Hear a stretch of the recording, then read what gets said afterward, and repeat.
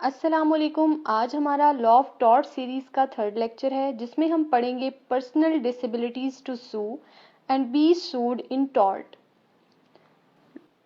इसमें law of torts हमें ये बताता है कि कौन लोग हैं जो सू कर सकते हैं और कौन लोग हैं जो सू नहीं कर सकते, और कौन लोग हैं जिनको सू किया जा सकता है और कौन लोग हैं जिनको सू नहीं किया जा सकता। सू करने का मतलब होता है किसी के ऊपर लीगल एक्शन इनिशिएट करना, किसी के खिलाफ मुकदमा करना, केस फाइल करना, इसको कहते हैं सू करना।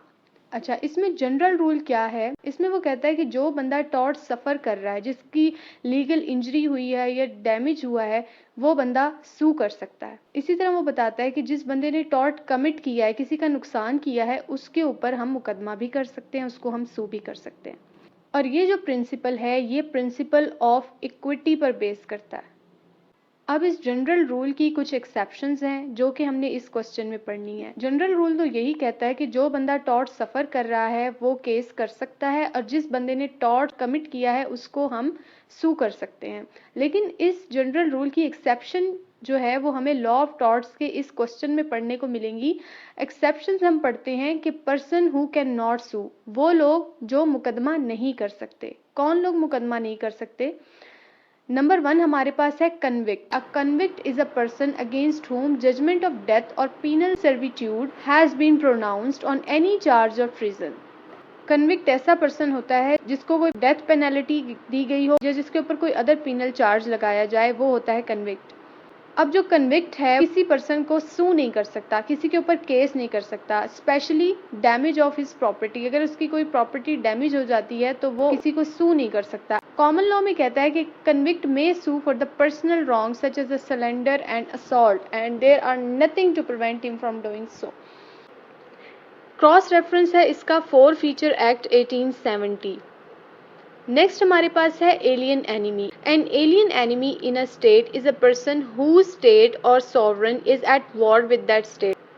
इसका मतलब ये है कि अगर कोई स्टेट हमारे ऊपर वॉर कर रही है या हमारे अगेंस्ट कोई प्रोपोगेंडा कर रही है और उस स्टेट का कोई पर्सन आके हमारी कंट्री में रह रहा है, तो वो हमारे लिए एलियन एनिमी होगा। अब वो एलियन एनिमी जो है वो सू नहीं कर सकता। अब इसमें उसने 2 सिचुएशन बताई हैं। वो कहता है कि ब्रिटेन कोर्ट में एलियन एनिमी सू कर सकता है but with the permission of queen, और इन पाकिस्तान की सिचुएशन में वो कहता है पाकिस्तान में एलियन एनिमी सू कर सकता है but with the permission of federal government. इसमें क्रॉस रेफरेंस है section 83 of civil procedure code 1908। Number 3 में हमारे पास जो पर्सन सू नहीं कर सकता, मुकदमा नहीं कर सकता, वो है अ मैरिड वुमेन। इसमें वो ये कहता है कि एक मैरिड वुमेन किसी थर्ड पर्सन के ऊपर केस नहीं कर सकती जब तक कि वो अपने शौहर को उसके अंदर एज अ प्लेंटिफ ना ले, उस केस के अंदर अपने शौहर को भी मुद्दई के तौर पे ले, तब वो किसी थर्ड पर्सन के ऊपर केस कर सकती है। पोजीशन इन पाकिस्तान क्या है कि in Pakistan husband and wife can file suit against each other by law reforms act 1962।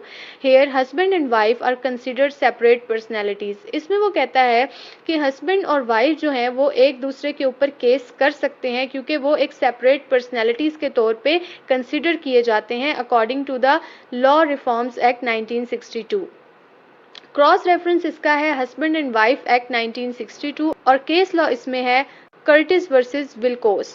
इस केस लॉ में ये हुआ था कि एक अनमैरिड वुमेन जो है वो अपने फियांसी के साथ गाड़ी में जा रही थी और रास्ते में उसकी नेग्लिजेंस की वजह से एक्सीडेंट हो गया। अब उस लड़की ने अपने फियांसी के ऊपर केस कर दिया कि इसकी वजह से मुझे इंजरी सफ़र करनी पड़ी है। नंबर 4 पॉइंट है corporation. A corporation before acquisition of certification of incorporation cannot file a suit for tort। इसमें वो ये कहता है कि एक corporation suit for tort file नहीं कर सकती। नंबर 5 पॉइंट हमारे पास है infant. An infant can not sue for the injuries while in a mother's वॉर्म। माँ अपने उस बच्चे के बिहाफ पे जो कि अभी दुनिया में नहीं आया, किसी तीसरे शख्स पर मुकदमा दायर नहीं कर सकती। मिसाल के तौर पर अगर कोई हामला खातून है, वो किसी बस हादसे का शिकार हो जाती है जिसके नतीजे में उसके उस बच्चे को नुकसान पहुंचता है जो कि अभी पैदा नहीं हुआ, तो माँ अपने उस बच्चे के बिहाफ पर हर्जाना तलब कर सकती है।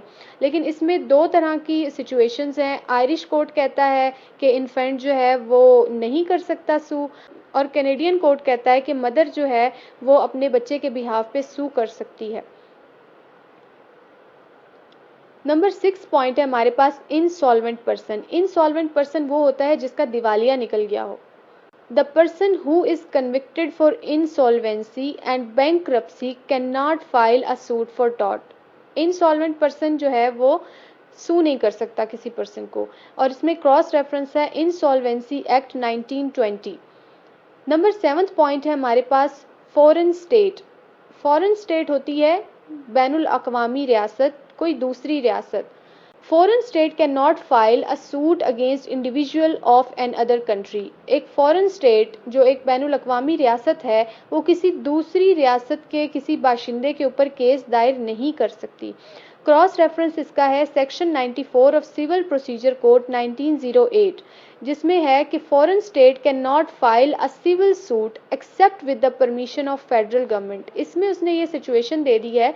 जनरल रूल तो ये है कि नहीं कर सकता, कोई भी फॉरेन स्टेट जो है वो किसी दूसरे मुल्क के बाशिंदे के ऊपर केस दायर नहीं कर सकती, लेकिन सेक्शन 94 जो सीपीसी का है वो ये कहता है कि with the permission of federal government जो फॉरेन स्टेट है वो सिविल सूट किसी भी इंडिविजुअल पर दायर कर सकती है।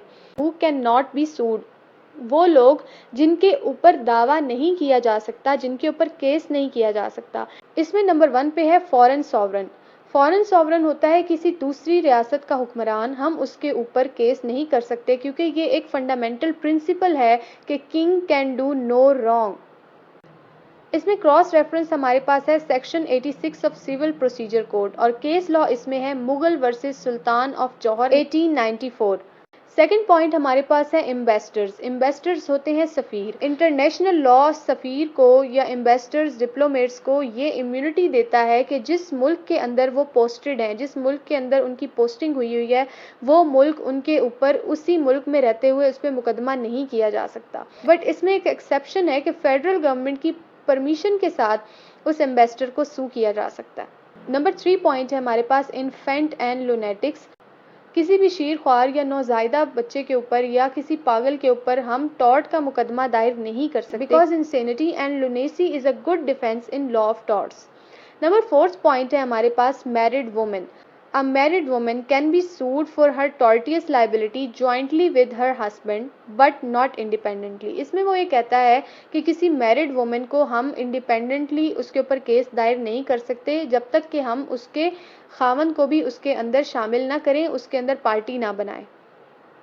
नंबर 5 पॉइंट है हमारे पास public servant. A public servant can not be sued in their capacity for the tort committed by them. इसमें वो ये कहता है कि किसी पब्लिक सर्वेंट को, किसी पुलिस ऑफिसर को या किसी भी और पर्सन को जो कि सिविल सर्विसेज में है या पब्लिक को सर्व कर रहा है, अगर वो अपनी कैपेसिटी के अंदर रहते हुए कोई टॉर्ट कमिट कर रहा है या किसी को कोई पुलिस है अगर वो किसी के ऊपर लाठी चार्ज कर रही है किसी वजह से अपनी लीगल कैपेसिटी में, अपनी अथॉरिटी के अंदर रहते हुए, तो हम उस पब्लिक सर्वेंट को सू नहीं कर सकते।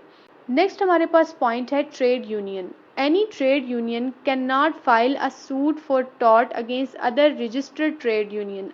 इसमें वो ये कहता है कि कोई भी रजिस्टर्ड ट्रेड यूनियन किसी दूसरी रजिस्टर्ड ट्रेड यूनियन के ऊपर मुकदमा दायर नहीं कर सकती, और इसका क्रॉस रेफरेंस है section 18 of trade union act 1926।